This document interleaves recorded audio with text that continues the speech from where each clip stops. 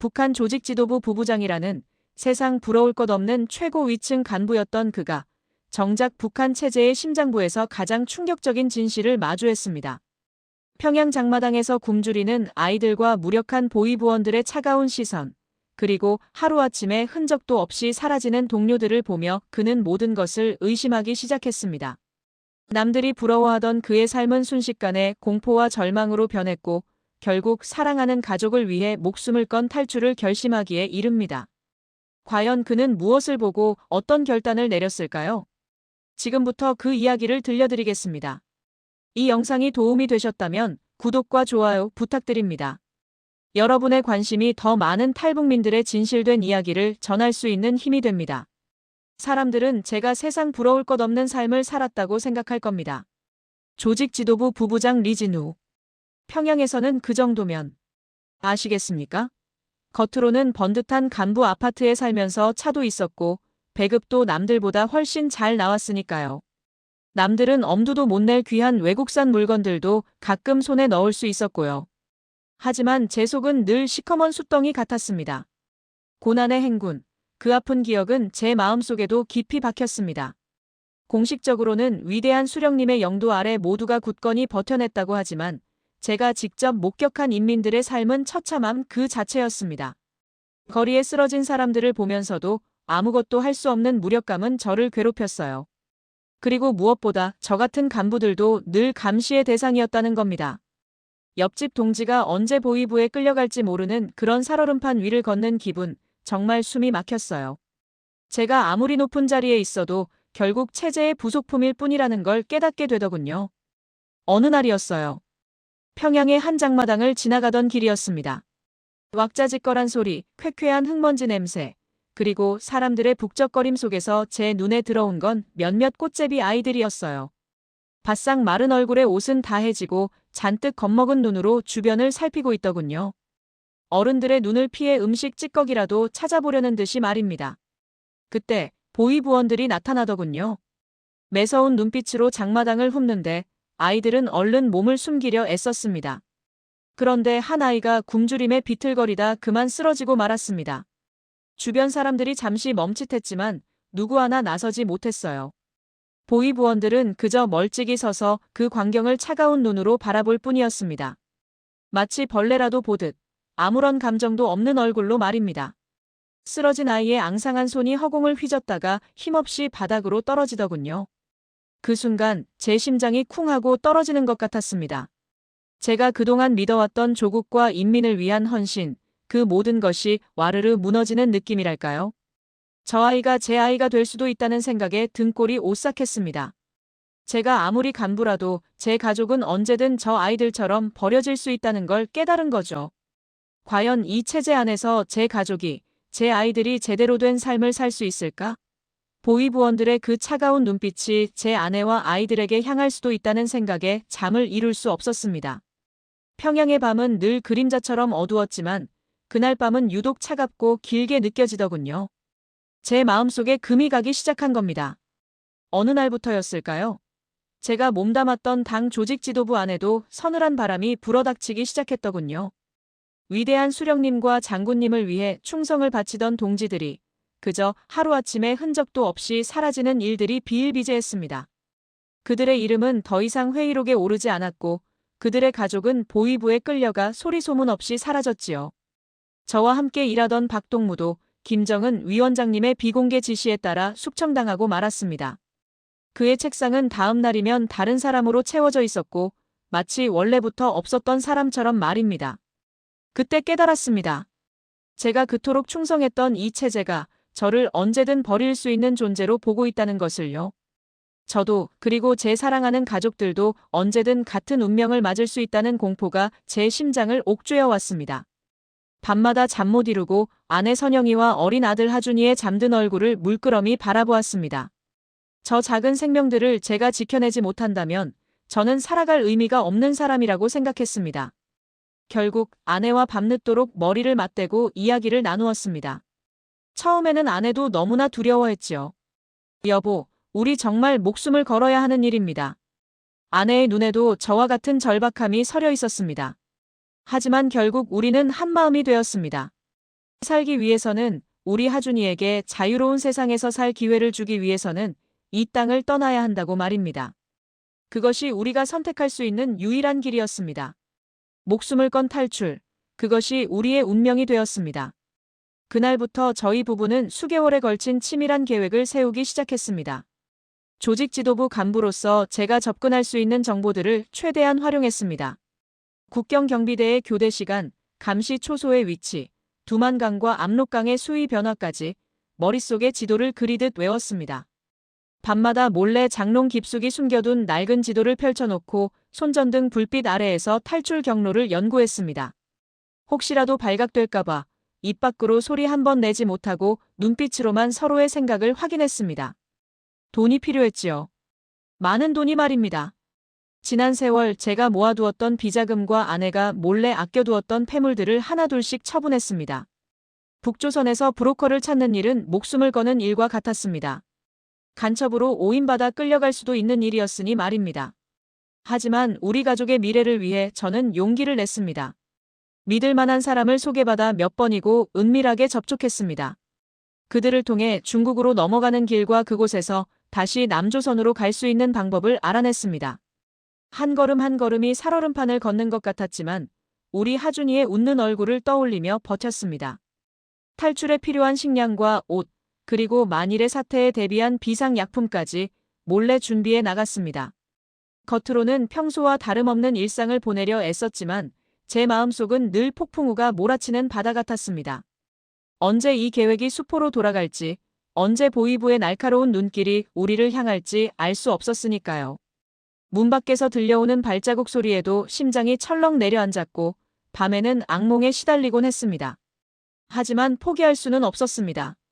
자유를 향한 갈망, 가족을 지키겠다는 뜨거운 의지가 저를 움직이는 유일한 힘이었으니까요. 그렇게 저희는 모든 준비를 마쳤습니다. 이제 남은 것은 그저 기회를 기다리는 일뿐이었습니다. 그날 밤은 정말이지 뼈가 시리도록 추웠습니다. 평양 자택을 나서는 순간 온몸이 얼어붙는 것 같았어요. 아이들은 작은 손으로 제 옷자락을 꽉 움켜쥐었고요. 저희 부부는 아이들이 혹여 소리라도 낼까봐 그저 말없이 서로를 부둥켜 안고 걸었습니다. 어둠이 모든 것을 집어삼킨 듯한 골목길은 숨소리마저 크게 들릴까봐 조심스러웠지 뭡니까. 미리 연락해둔 협력자 동지들이 준비해준 차가 어둠 속에 기다리고 있었습니다. 낡은 짐칸에 몸을 싣자마자 차는 덜컹거리며 어둠 속으로 미끄러져 들어갔습니다. 함경북도 두만강 접경 지역으로 향하는 길은 멀고도 험했어요. 평양을 벗어나면 감시가 덜할 거라 생각했지만 그건 오산이었습니다. 가는 곳마다 검문소가 즐비했고 위조된 신분증은 손에 땀을 쥐게 만들었지요. 아시겠습니까? 그분들이 마련해준 가짜 신분증은 정말 정교했습니다. 하지만 그걸 내밀 때마다 심장이 발밑으로 쿵 떨어지는 것 같더군요. 혹시라도 한 글자라도 틀렸을까봐, 얼굴 표정 하나라도 어색할까봐 온 신경이 곤두서 있었어요. 아이들은 지쳐서 잠이 들었지만 저희 부부는 한시도 눈을 붙일 수 없었습니다. 덜컹거리는 차 속에서 희미하게 보이는 창밖 풍경은 온통 눈 덮인 황량한 벌판뿐이었습니다. 그러던 어느 순간이었습니다. 한참을 달리던 차가 갑자기 끼익하고 급정거를 하더군요. 동시에 눈을 찌르는 듯한 강렬한 불빛이 차 안으로 쏟아져 들어왔습니다. 번쩍이는 불빛 너머로 보위부다. 전부 내려! 하는 우렁찬 소리가 들려왔어요. 심장이 멎는 줄 알았지 뭡니까? 그 순간 머릿속이 새하얗게 변하면서 아, 이제 끝이구나 하는 절망감이 밀려왔습니다.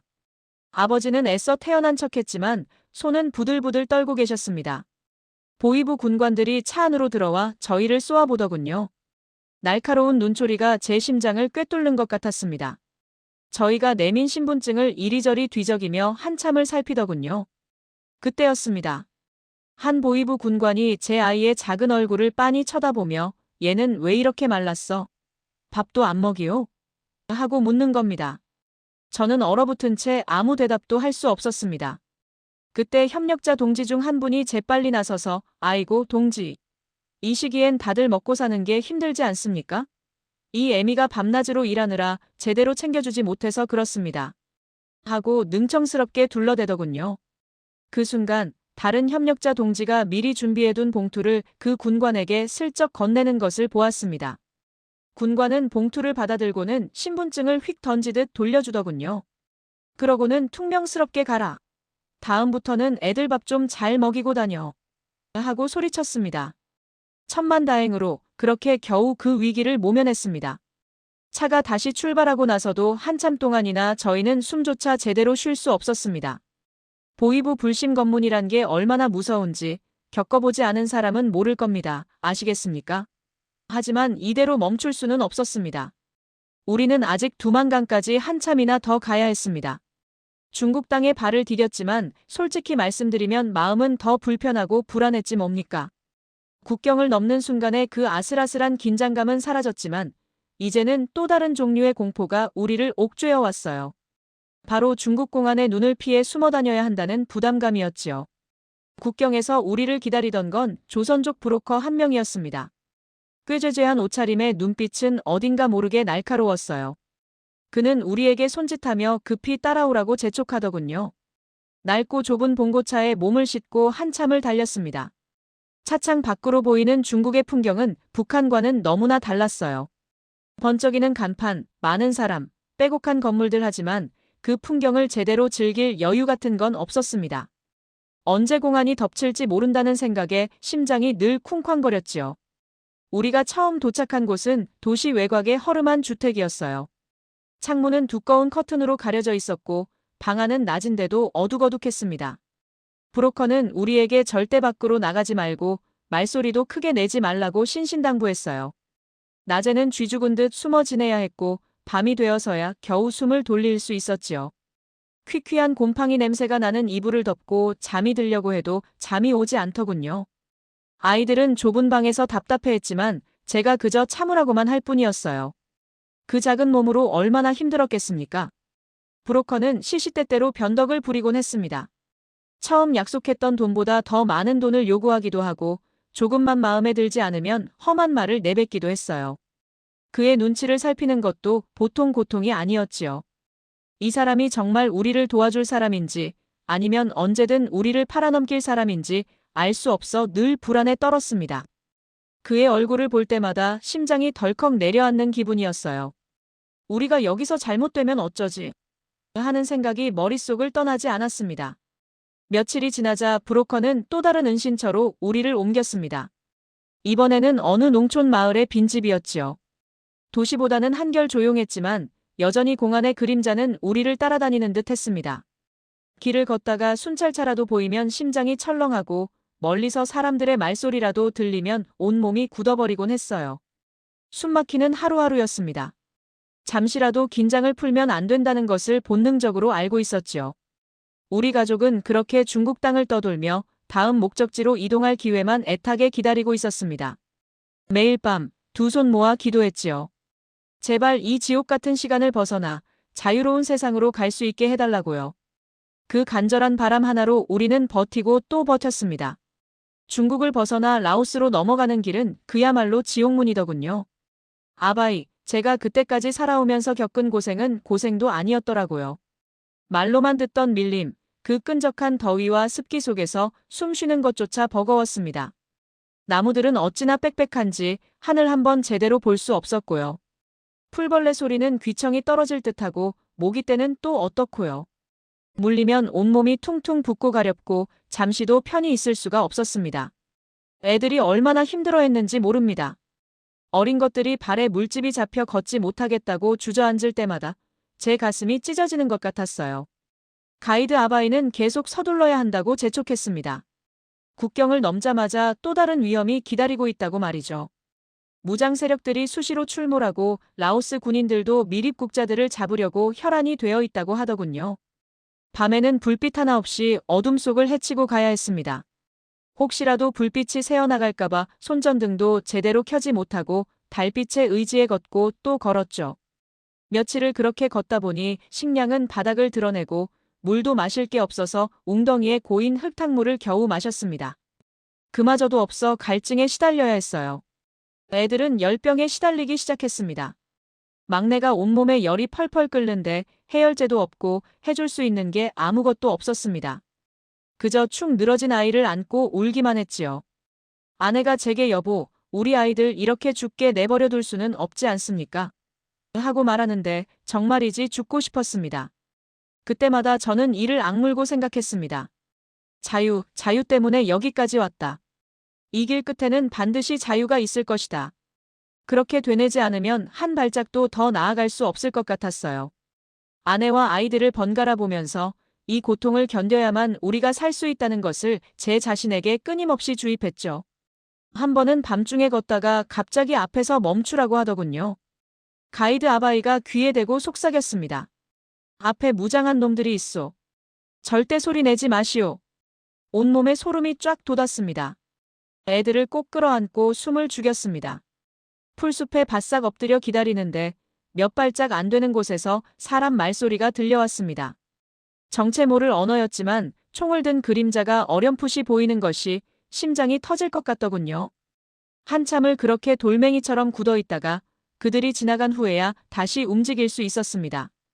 그렇게 죽을 고비를 넘기면서 우리는 서로에게 더 의지하게 되었습니다. 아내는 지쳐 쓰러지는 저를 부축했고 저는 아이들을 업고 물을 찾아 헤맸습니다. 서로의 눈빛 속에서 포기하지 말자는 굳은 약속을 읽었습니다. 라오스 밀림은 우리에게 자유가 얼마나 값진 것인지 그리고 우리가 왜 이토록 고생해야 하는지를 매 순간 일깨워 주더군요.